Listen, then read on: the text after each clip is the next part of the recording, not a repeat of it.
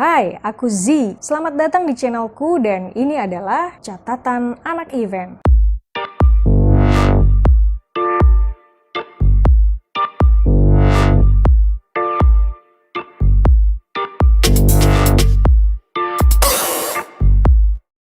Di video kali ini kita akan membahas bagaimana cara membuat sebuah event.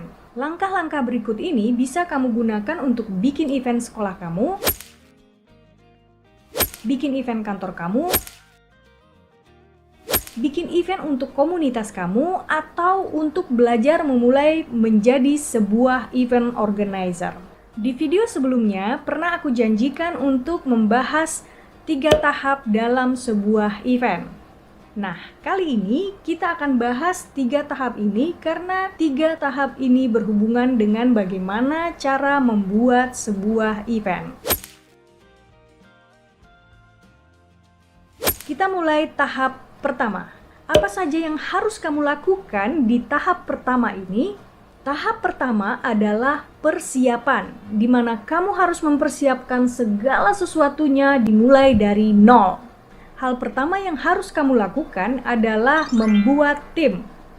Buatlah tim secukupnya. Seberapa banyak jumlah tim tergantung dari seberapa besar skala event kamu. Selanjutnya, buatlah konsep event.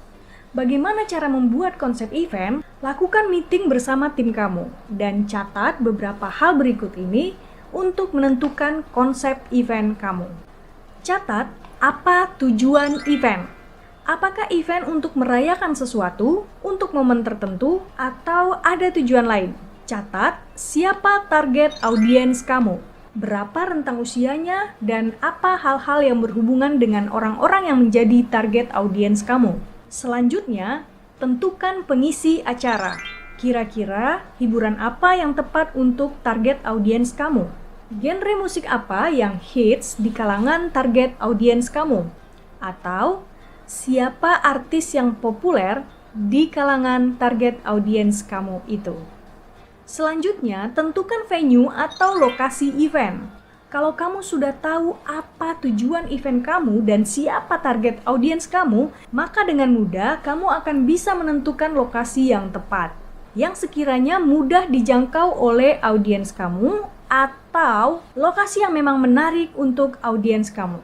Intinya, buatlah konsep yang benar-benar tepat, unik, menarik, dan harus relevan agar event kamu memiliki engagement dengan audiens kamu, sehingga mereka akan dengan senang hati share event yang kamu buat. Kalau perlu, mereka merasa bangga berada di event kamu. Selanjutnya, buatlah rundown. Kalau konsep event sudah jelas, maka kamu sudah bisa mulai menyusun rundown. Rundown adalah susunan acara yang lengkap dengan informasi durasinya. Di event organizer profesional, biasanya rundown dibuat sangat detail. Nanti akan kita bahas bagaimana cara membuat rundown yang detail di video selanjutnya. Nah, untuk event yang skalanya kecil, rundown cukup disusun secara general saja. Yang penting, susunan acaranya jelas, durasinya jelas, dan cukup untuk menjadi panduan seluruh tim. Langkah berikutnya, buatlah budgeting. Budgeting bisa kamu susun dengan patokan rundown, karena apa saja yang ada di dalam rundown akan menentukan apa saja yang kamu butuhkan di dalam event kamu. Mulai dari equipment-nya, propertinya, pengisi acaranya, jumlah konsumsinya, dan lain-lain. Setelah kamu breakdown semuanya, maka kamu akan tahu berapa total dana yang kamu butuhkan untuk menjalankan event kamu tersebut. Selanjutnya, tentukan sumber dana. Dari mana dana event kamu ini berasal? Dari sponsor, dana bantuan atau support dari orang-orang tertentu, atau dari tiketing? Jika dari sponsor, maka buatlah semua ini menjadi sebuah proposal penawaran sponsorship. Jika dengan tiketing, maka kamu butuh modal untuk mengcover semuanya sampai event berjalan. Dan harus dengan perhitungan yang matang supaya kamu tidak mengalami kerugian. Selanjutnya, buatlah workflow.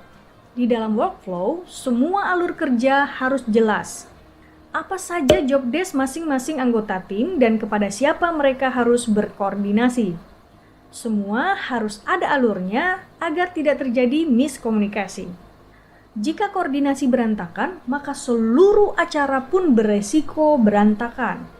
Misalnya, siapa yang bertugas mencari sponsor, siapa yang bertugas menghubungi pengisi acara, siapa yang bertugas sebagai show management team, siapa yang bertugas mencari vendor, dan lain-lain. Oh iya, vendor adalah pihak ketiga yang mensuplai peralatan yang dibutuhkan event kamu. Atau bahasa simpelnya, pihak yang menyewakan peralatan untuk mensupport event kamu. Misalnya stage, lighting, sound system, dekorasi, dan lain-lain. Selanjutnya, lakukan promosi minimal H-7 atau 7 hari sebelum event dilaksanakan agar promosi kamu lebih optimal. Promosi pun punya strateginya sendiri, di mana kamu harus melakukan promosi seefektif mungkin. Artinya, lakukan promosi benar-benar tepat pada sasaran audiens kamu. Berikutnya, kamu tinggal kontrol loading equipment di H-1 atau 1 hari sebelum event dilaksanakan. Pastikan semua equipment datang tepat waktu dan jangan lupa cek setelah semua ready. Yang pasti di H-1 kamu harus make sure semuanya sudah aman dan jangan lupa dites. Nah, sekarang kita masuk ke tahap kedua, yaitu event. Apa yang harus kamu lakukan di hari H atau hari event? Sebelum acara dimulai, checklist semua yang sudah kamu persiapkan. Make sure semuanya sudah lengkap. Equipment yang dibutuhkan semuanya sudah standby dan sudah terpasang sesuai fungsinya. Properti yang dibutuhkan sudah lengkap, pengisi acara sudah standby, seluruh tim sudah ready, dan semua berjalan sesuai workflow. Selanjutnya, kamu tinggal menjalankan acara sesuai rundown yang sudah kamu susun bersama tim kamu.